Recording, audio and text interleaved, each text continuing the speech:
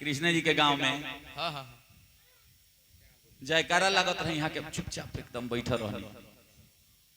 भाई साहब आगोनी केंद्रों से नाल बजा के कहनी कि एक बार बोल दो। कहते मंगनी में तो हम कहीं हमारे गावल बजावल देखले बानी, जैसे मंगनी में जयकार के तरह बोली एजा 1 रुपया आमदनी बाना सुनतानी। हाँ एगो कार करी, कम से कम 2 सूद प्लस खिया दे तो जयकार बोल दे। ऐसे 2 सूद प्लस घूस में यहाँ के खिया देनी, जयकारा लगल। प्रेम से बोलिए सियापति रामचंद्र की जय। तइहो के बाद में कहता नहीं जय जय। भगवान के रजिस्टर पर लिखा गई। जहिया ऊपर गईले चित्रगुप्त महाराज अपन पन्ना पलटले, कहले कि इतना बड़ अभागा ए दुनिया में होइले नहीं के। पूरा रजिस्टर सादा बा। एक बेर पूरा जिंदगी में भगवान के नाम पर जयकार बोलल बा, ओहू में 10 रुपया घूसो सूद प्लस खा ले बा। इनके कोइल के जाओ तो जयकारवा एक बार बोलल बाड़े नु तो ले जा स्वर्ग के दुआरी पर एक बार झांका दो और नरक में ले जाके ढाल दे। बड़ा होशियार रहले बाबा।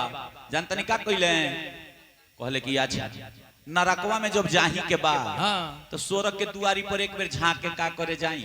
कहले चित्रगुप्त महाराज जी जौन हम जयकारवा बोलल बानी नु ओकरा के हमरा के नगदी रुपया दे दी।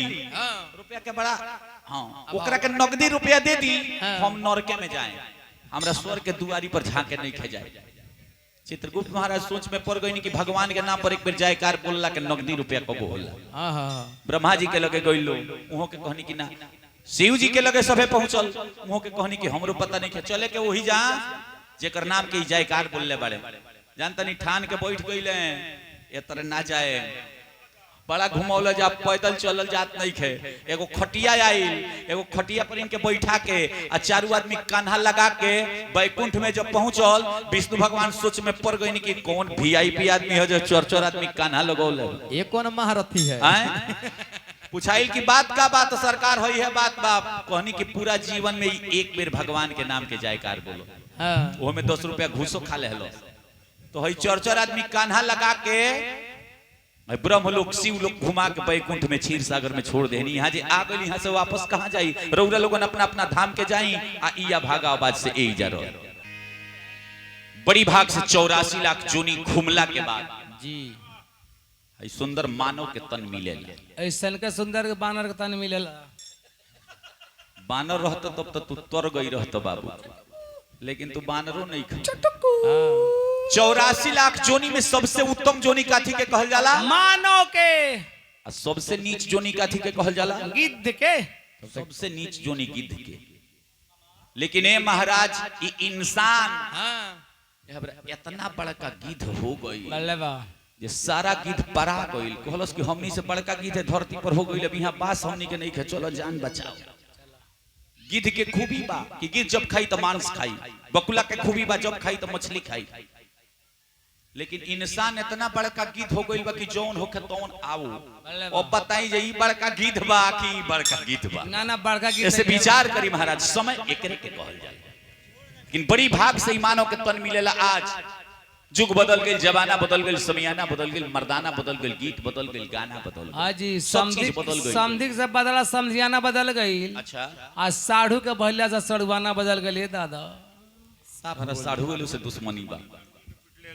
लेकिन विचार करी महाराज, समय ऐसन हो गई कि आइल कल जुग के ऐसन जमाना।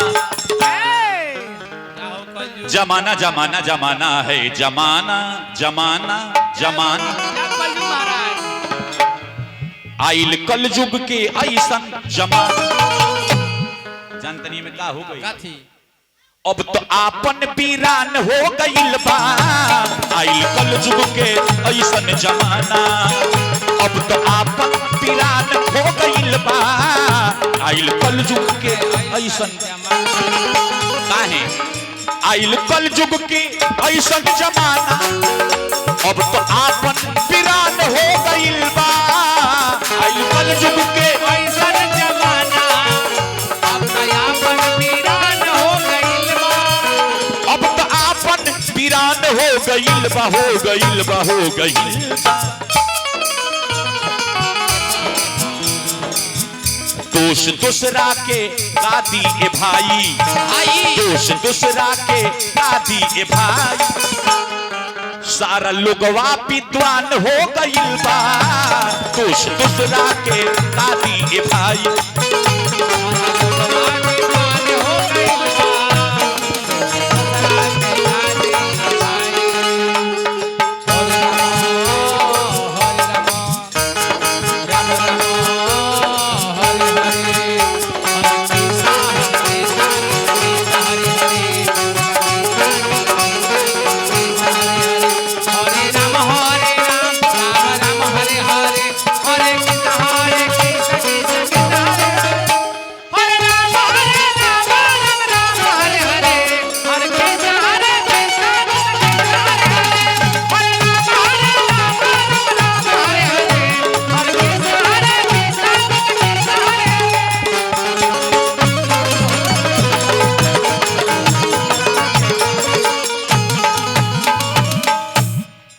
दोष दूसरा के का दिए भाई, सारा लोगवा विद्वान हो गई।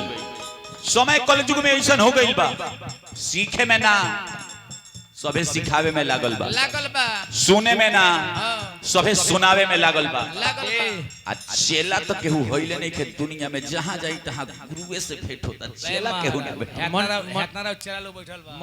ओहे खातिर चेला रौरा लोगन बानी, रौरा लोगन तो इतना गुरु बानी। ऐसे विचार करी महाराज, ध्यान दो। ऐसे पहिल का अंतर पर गौर करो कि दुख से दुखित बारे बाप महातारी, अब बेटा मऊगो के करे तरफदारी। दुख से दुखित बारे क्या हो दुखी का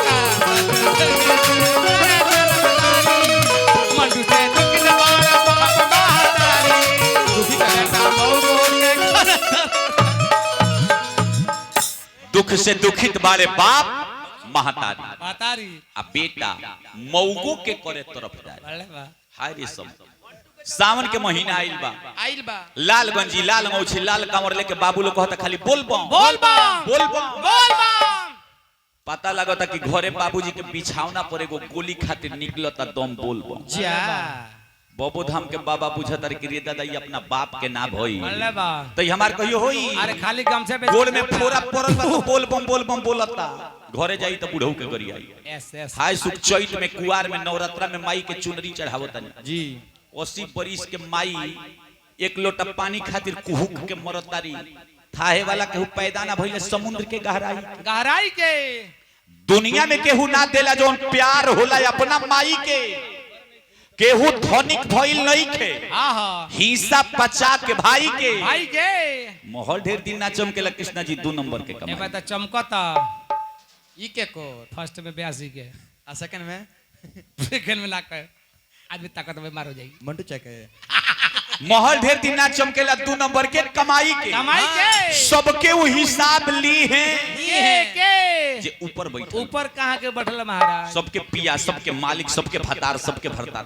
अच्छा घाटा में के भगवान जी सबके वो हिसाब ली है। आना आना पाई पाई के एक दिन पकड़ा जे बेंजू वाला बाबू जे काम करबा चाय के बुझिया मन में आन बगल में छोड़ी मौका पागा काट ली मोड़ी। कुछ ऐसा लोग बजे उनके हु के नाम बाबू बाबा धाम जाई थावे वाली माई के चुनरी चढ़ाई। लेकिन 80 बरिस के बुढ़िया माई और बुढ़वा बाबूजी के सेवा कैला के बाद ओ माई के लगे ओ बाबा के लगे जाए खुश रहे ना तो बुझत नहीं कि ए माई के रुआवत नहीं ओ माई के लगे जाके चुनरी चढ़ावत नहीं हम खुश रहे कहियो। अरे गमछा पे से कहले से बाबा धाम होई कुछ अपने पैसा लगाई। ऐसे विचार करो कृष्णा जी सही बात है। तारा भाग में नहीं लिखल माई गोरखपुर में कुहुकते कुहुकते कृष्ण कृष्ण कहत चल गई। ऐसे माता पिता के सम्मान करो जीवन समझ जाए। बुजुर्गों के बनाए साहिबा को छोड़ मत देना। कहीं खुशबू के पीछे गुलिस्तां को छोड़ मत देना। कहीं ऐसा ना हो जन्नत तेरे हाथों से निकल जाए। बहू और सास के झगड़ों में कभी माँ को छोड़ मत देना। बहू और सास के झगड़ों में कभी माँ को छोड़ मत देना। लेकिन चश्मा से आंख ढक जाता पर आंसू नहीं छूटता। बादल जमकर झुक जाते पर आसमान नहीं झुकता। आग दुनिया को जला देता पर खुद को नहीं फूंकता। हर कर्ज अदा हो जाता लेकिन माँ का कर्ज नहीं चुकता।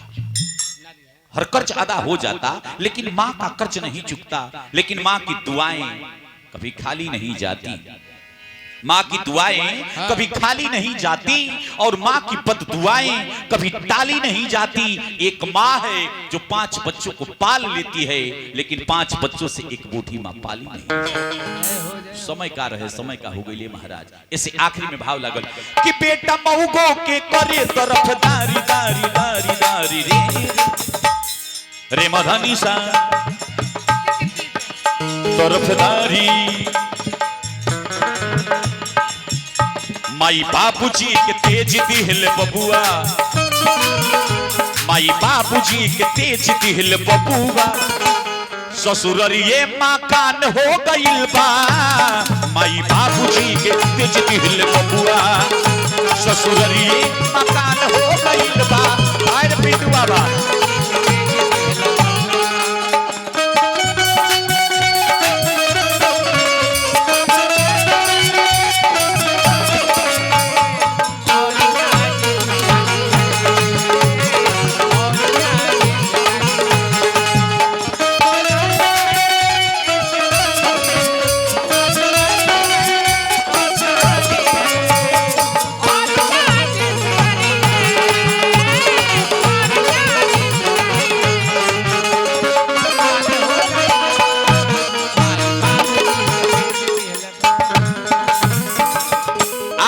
में भाव लागल।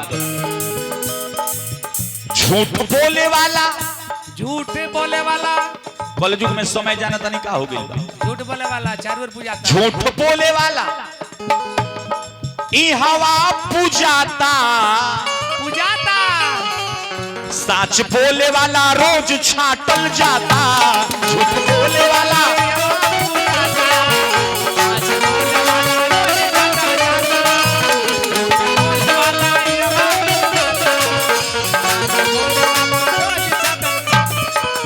झूठ बोले वाला ही हवा पूजाता। जय हो। जे सच बोलता लोग जानता नहीं का कहता, यारवा भसक गइल।